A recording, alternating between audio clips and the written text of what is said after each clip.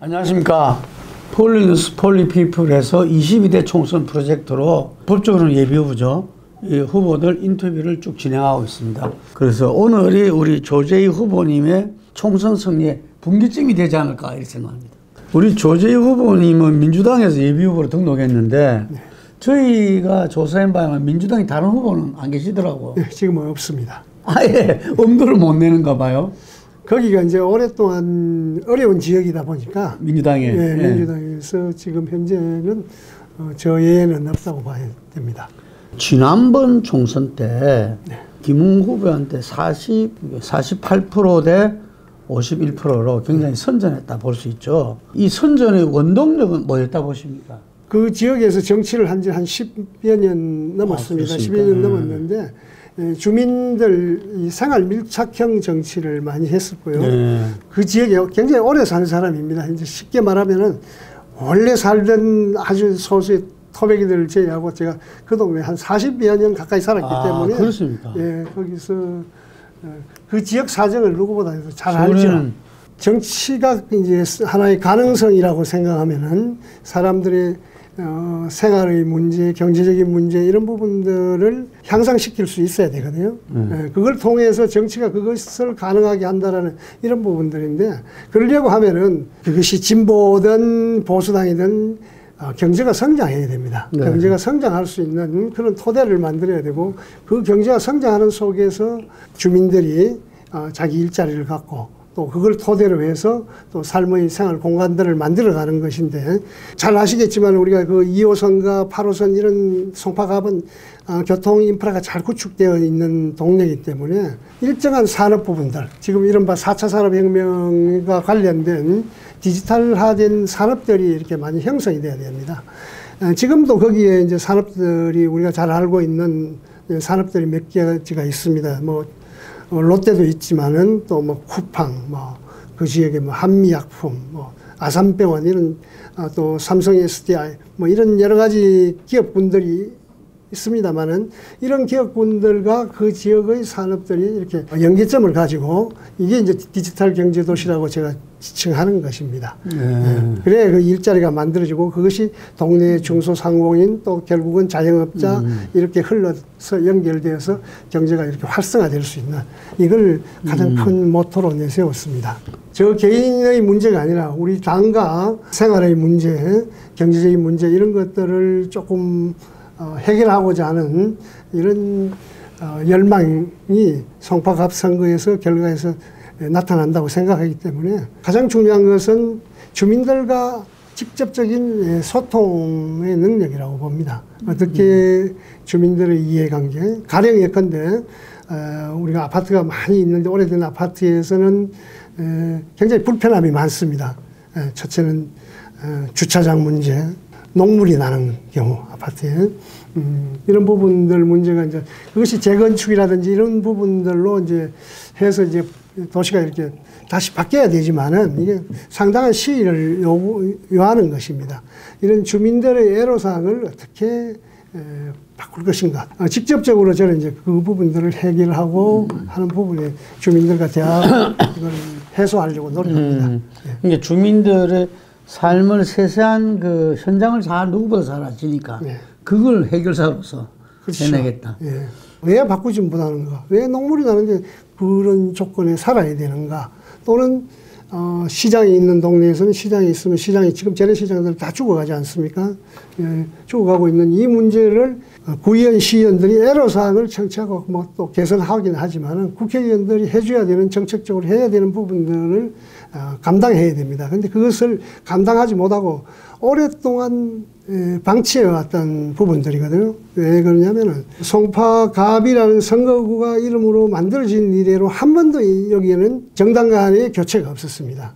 그러다 보니까 썩고 고인물이 되다 보니까 전반적인 문제를 해소할 수 있는 이런 정책과 이런 방향들을 어떤 국회의원들도 그런 문제를 해결하지 못하고 잠시 왔다가 가버리는 이런 형태가 되었다고 봅니다. 그래서 저는 여기 오래 산 사람으로서 이런 애로점을 해소하는데 제가 좀 장점이 있지 않나 이런 생각을 합니다. 주민들과 이렇게 생활에 또 밀착해서 하기도 하지만은 이 과학기술 문명의 이제 추이라든지 산업이라든지 이런 부분을 굉장히 오랫동안 이제 추적하고 그걸 이제 정책하고 이런 데 좀 지식이 조금 앞섰습니다. 그래서 그런데 이전에 청와대에서도 주로 그런 일을 하셨더라고요. 예, 그렇죠. 정책 관련된 파트에. 예. 김대중 정부 때 이제 청와대에 가서 그때 수평적 정권 교체할 때 그때 전문가가 필요하다고 해서 이제 가가지고 정책에 그때 이제 삶의 질 향상 기획단이라는 것을 만들었는데 그 옛날 이야기를 조금 하자면은 IMF가 이제 터지고 나니까 그때 우리 구조조정, 워크아웃 뭐 이런 것을 많이 할 때 구조조정을 하게 되니까 실업자가 많이 양산되고 이런 상태가 있었습니다. 한 1년쯤 지나서 이제 이 실업자들을 어떤 대책 서구적 우리 사회 안전망을 어떻게 구축할 것인가. 그래서 삶의 질 향상 기획단이 만들어지고 아마 사람들에게 기억에 남는 것이 이제 국민건강보험제도. 의약분업과 의보통합을 책임지고 추진을 했던 예, 그런 부분들이 이제 성과가 또 인정받아서 그 뒤에 또 노무현 정부가 등장해서 이제 또 국정과제를 총괄하는 예, 그런 역할을 하게 되었습니다. 지금 이 보수가 우세인 지역에서 우리 조재 후보님 같은 경우에 저분은 진짜 열심히 뛰고 정말 지역을 위해 헌신할 분인데 당이 좀 그래서 끓이낀다는 사람들이 제법 있어요. 예. 후보는 마음에 드는데 찍고 싶은데 지지하는 당이 다르기 때문에 고민된다. 아마 우리 후보님 해결해야 될 부분 아니냐. 저는 그래 보거든요. 저 생각이 다르더라도 또 정치적 지향 자체가 다를지라도 충분히 대화를 통해서 그것이 우리 동네 유권자라면 이런 문제에 대해서 설명하고 또 찍지 못하겠다고 하시는 분들도 있고 해도 받아들이고 설득할 수 있는 것이 정치인의 기본적인 또 자질이라고 그렇게 생각합니다. 윤 대통령에 대한 부정평가가 60%가 넘어요. 대체로. 잘한다 부분 한 30%거든요. 한 초중반 이런 데 지금까지까지. 그럼 민주당 지지는 30% 초반이거든요.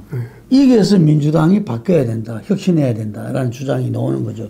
왜 국민들이 민주당을 대한정당으로 보고 있지 않다. 대한정당은 민주당이 대한정당이죠. 이거는 왜냐하면 아까도 계속 제가 강조했던 과학기술 사회로 진입한 속에서 경제정책을 어떻게 유능하게 관리할 수 있는 능력을 가질 것인가. 결국은 이제 민주당이 가지고 있는 복지라든지 이런 이제 사회적인 약자에 대한 이제 정책들이 조금 특별하다고 하는데 별로 그렇지가 않습니다. 차별이 별로 없습니다. 네, 그래서 이제 그 부분들은 왜 차별이 없냐면은 가장 대표적으로 나타나고 있는 것이 저출생 부분들 문제지 않습니까? 저출생이 지금 뭐 0.7이라고 이야기하는데 서울 같은 경우는 0.5 이하로 떨어졌습니다. 저희 송파구도 마찬가지지만 예, 굉장히 심합니다. 그런 부분의 문제, 그건 굉장히 국가적 재난의 수준까지 지금 갔지 않았습니까? 두 번째 이야기하면 청년 노동의 붕괴라고 저는 뭐 이걸 명명하는데 청년 노동의 붕괴는 우리가 일자리가 AI 시대에 많은 일자리가 만들어지고 사라지고 하는데 안정적이고 내가 그 소득을 가지고 가정을 유지하고 이런 일자리들 부분들이 굉장히 줄어들어 버렸다는 거거든요. 잘 알 수 있는 부분들이 노인빈곤입니다. 선진국이라고 하는 나라에는 없는 문제입니다. 이런 정도의 노인빈곤의 부분들은 사회정책적 제도가 이게 다 갖춰져 있기 때문에 사회정책이 뒷받침해 줘야 되거든요. 이런 부분들에 대한 능력, 국제정세인식에 대한 부분들을 어떻게 우리가 잘 할 것인가 하는 부분들이 국민들에게 안전하고 평화로운 평화를 정착시킬 수 있는 이런 능력들은 저희가 훈련하고 또 이것을 국민들로부터 신뢰를 받을 수 있는 이런 능력을 갖추는 것이 중요하다고 생각합니다. 뭐 지금 보니까 조지 의원님이 복지 분야뿐만 아니라 전반적인 경제 전반에 대해서 진단과 해법을 제시하고 있다고 봅니다. 꼭 국회 가셔야 되겠네. 하여튼 오늘 말씀 잘 들었고요. 단순하게 선거가 아니라 일찍이 준비를 해오셨네요.